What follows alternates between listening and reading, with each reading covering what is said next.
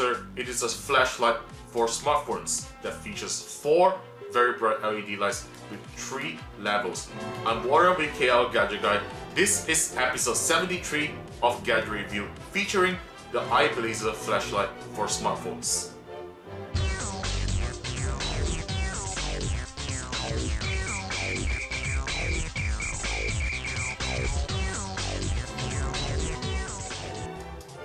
The iBlazr flash comes with a few accessories out of the box. So we have a TPU case right here that also acts as a diffuser for the flash. And we also have a cold shoe that attaches the iBlazr flash on top, and you can slot it into your DSLR or mirrorless camera if you have a hot shoe. So let's put that aside. And this is how you charge the iBlazr flash by a USB to 3.5mm cord right here. And you can just simply plug into a wall charger and it will charge it straight away. So charging time isn't really long, it takes about 45 minutes to fully charge the device, so it's really fast. The iBlazr flashlight has 4 LED lights with a color temperature of 5600K, which means the LED bulb is pretty much on the white color side, which will introduce a more natural brightness to your dark pictures. And there's 3 levels of brightness. This is the first level, the second level, and the third level, which you can't actually see on camera, of course. So this flashlight is extremely useful when you're in a low light conditions, such as in events or even like clouds where you would like to take a selfie, but you don't have a flashlight on your phone's front-facing camera, or even your rear camera's flash isn't strong enough. So this is how it actually attaches to your phone. So I have a iPhone 6 right here, and my 3.5mm headphone jack is actually located down below here. So the problem with the iBlazr flash, which I've experienced right here, is that when you attach the devices that has the 3.5mm headphone jack down below, is that the flash isn't really that, it isn't really that effective in taking pictures, because it is not near to the camera, so it doesn't supply sufficient light to the pictures. However, the effect is still there. It actually still makes your pictures look more natural, even if you don't turn on the camera's own flash. But merely using the iBlazr flash will really give you great results, and I'm going to show you that later. So if you put on the phones that has a 3.5mm headphone jack on the top, it actually works better, and this is how it looks like. So you plug it on the top and you turn on the flash just like this. So it will act as a great front-facing camera flash as well as a rear camera flash if your phone doesn't have one, such as this Asus Pad Phone Mini. It doesn't have a LED flash on the back, so it should work pretty well for devices like this. So I'm going to take out the iBlazr just like this.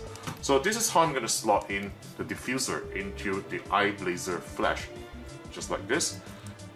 Just put it into the little hole right here, and there you go, just like wiring a case to the device itself, just like a smartphone. So this is how the iBlazr flashlight looks like once it is in the TPU case. It actually works pretty well. Next, let me show you some camera samples.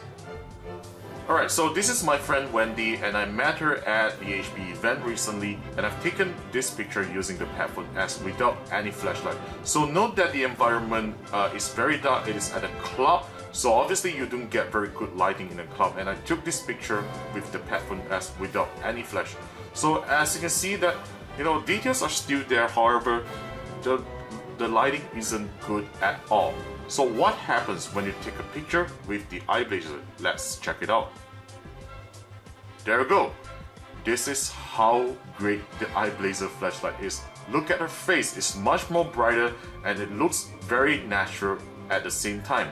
So this is one of the pictures taken with the iBlazr flash, and I'm really satisfied with it. Let's take a look at the second one. So this second picture is taken in total darkness. You basically see black faces if you didn't use any flash. So this picture is taken with the Padphone S flashlight. As you can see, the skin tone of these two persons, they look very white but not natural at all. By the way, this is Joseph Giovanni from YouTube, and this is a great friend of mine, Tian Chat, who is a blogger that blogs tech and lifestyle. So what happens when I take the picture of these two persons with the iBlazr flash. Let's take a look. There we go. It actually looks darker than the previous picture, as you can see right here. However, look at that skin tone. It's more natural, and on the last picture it actually looks not natural as well as out of focus, because it is so dark that the camera can't even capture the focus of the picture. But on this picture, with the help of the iBlazr flash LED light, which is switched to the highest brightness, it is able to capture the focus point of this picture. So definitely you can see the details of this picture right here, and you will also find that color saturation is also much natural with the iBlazr flash. So let's move on to the third picture. The third camera sample is shot on my very own Panasonic Lumix G5 mirrorless camera, and this is how you slot the iBlazr flash into a horseshoe. There you go.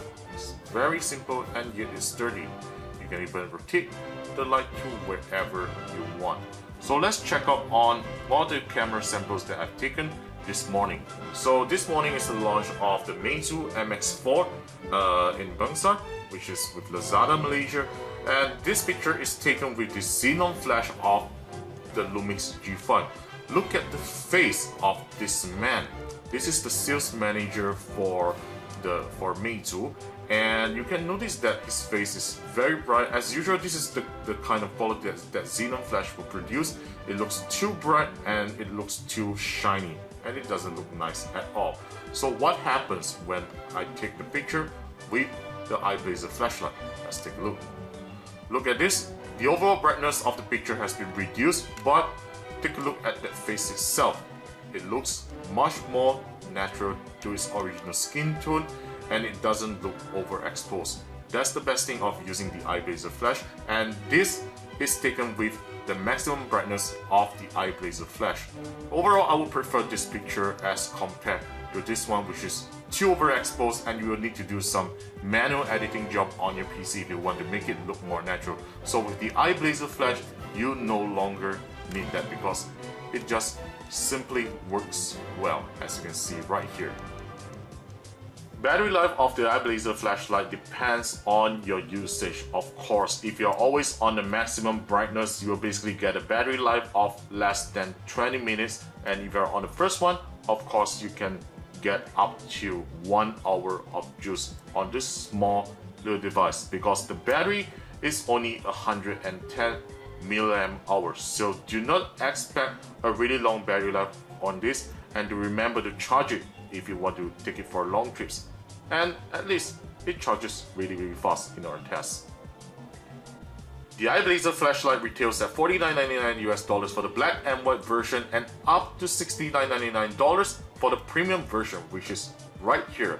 It's quite expensive in my opinion, however, it is one of the few flashes that can really enhance low light photography, and you should really buy it if you're serious on mobile photography or simply adding a very simple but useful gear to your camera collection.